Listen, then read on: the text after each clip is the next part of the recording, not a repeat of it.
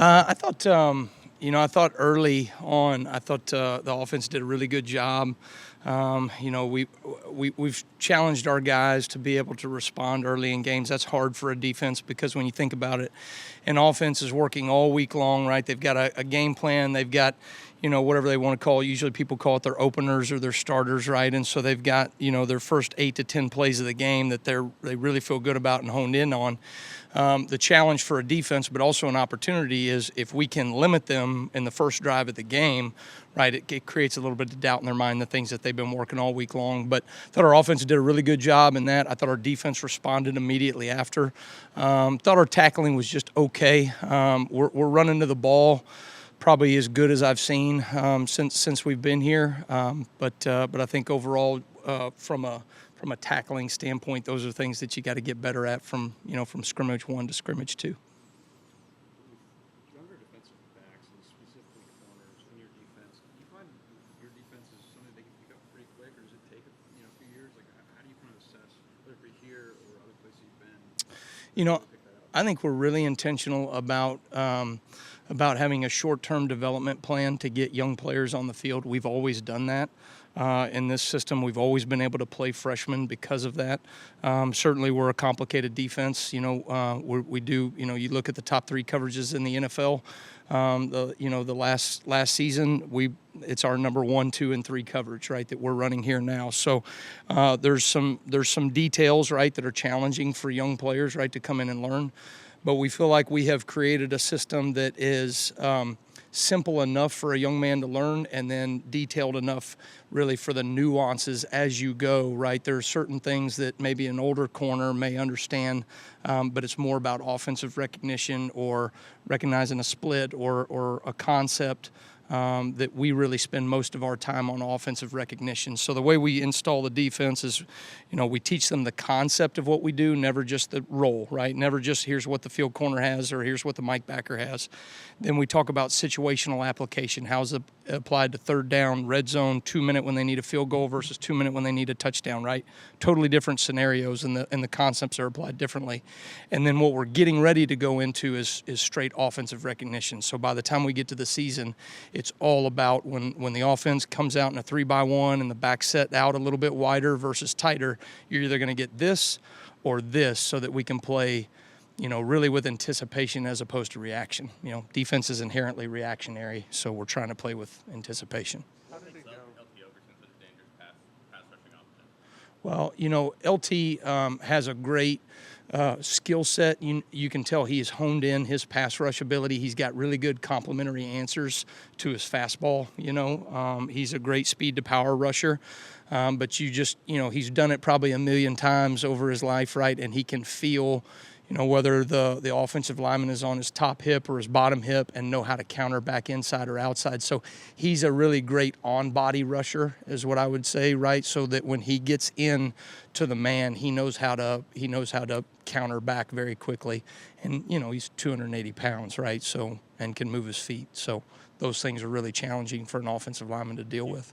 Do you think he's perfectly built for your bandit position? And when you got here, that's something you saw? It's just wow, this guy's. I think him and Zebo Latham are really the frame, right? That's the ideal.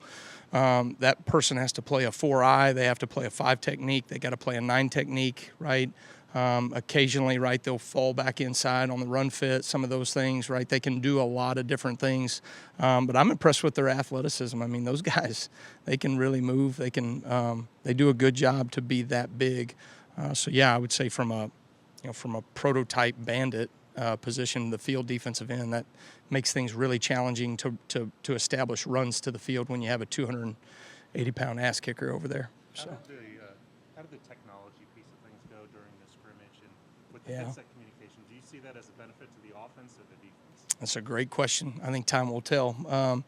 We're different. The NFL, right? They have pictures, so they have a picture. 4 seconds before the snap, 4 seconds after the snap, right? In high school, they've got big home screen entertainment systems, right, that they work on, right, and so then we have the iPads, right, and all those things. I think what it will do is it will confirm, right, from a defensive perspective, hey, did the ball hit in the B gap here? Did it fold outside, our defensive end, or did it go inside here?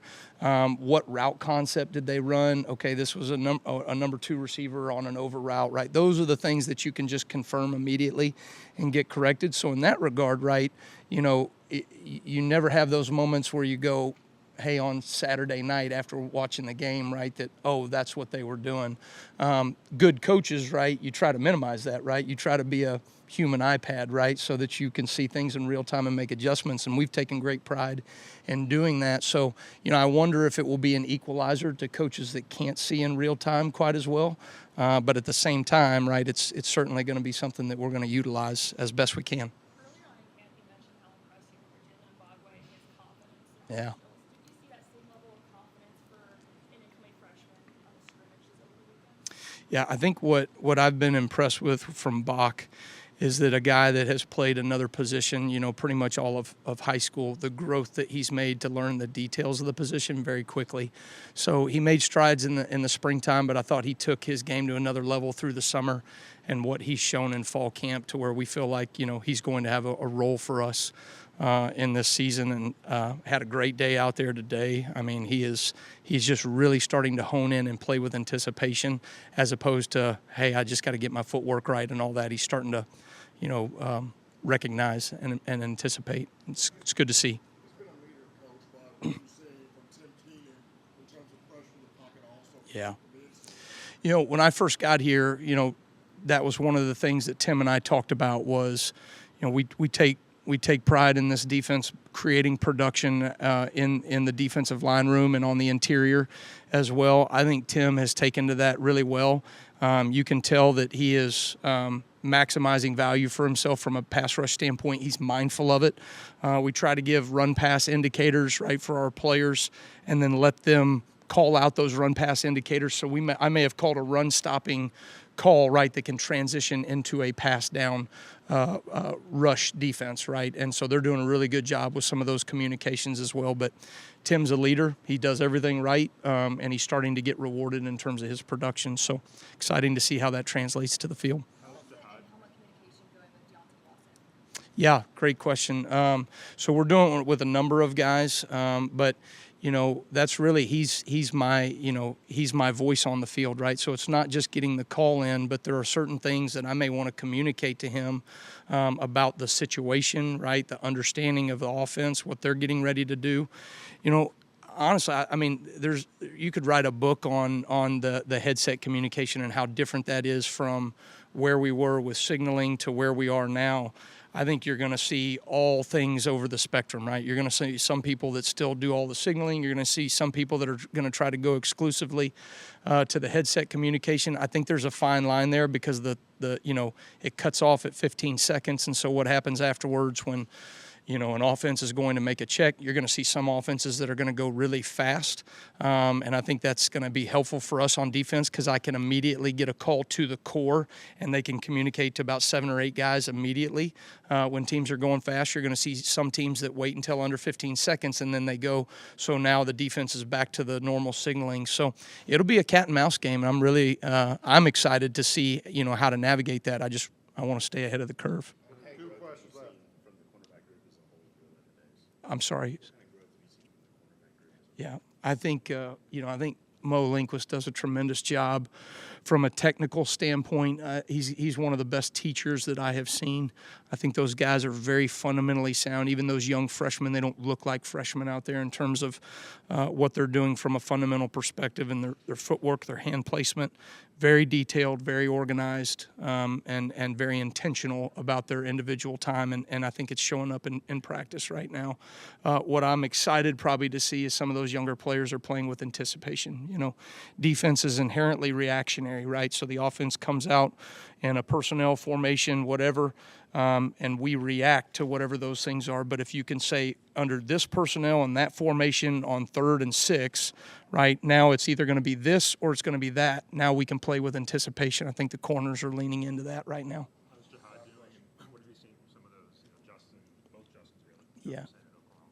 Yeah, I think, Jihad is such a versatile skill set. I think he came here as an outside linebacker originally, and then, made that transition to inside linebacker. That is not an easy transition. I think people just hear the word linebacker and think it's about the same. They're different worlds, playing the outside linebacker and inside linebacker position. I think he's really done a great job of understanding the details that it takes in the run fits in the interior, the communication piece to get everybody else lined up as well. I think, Jihad's another guy that could be a green dot type guy for us. And so, what I've been impressed with some of those younger backers is they see a standard of Jihad Campbell and Deontay Lawson. I think Justin Jefferson is really playing at that same level. And so those guys are really pushing every single day. But it's a hard road as a freshman linebacker for us right now. We put a lot on those guys and demand a lot of them. So, it's back and forth every day. All right. Thanks, guys. Roll Tide. Medical Properties Trust, at the very heart of healthcare.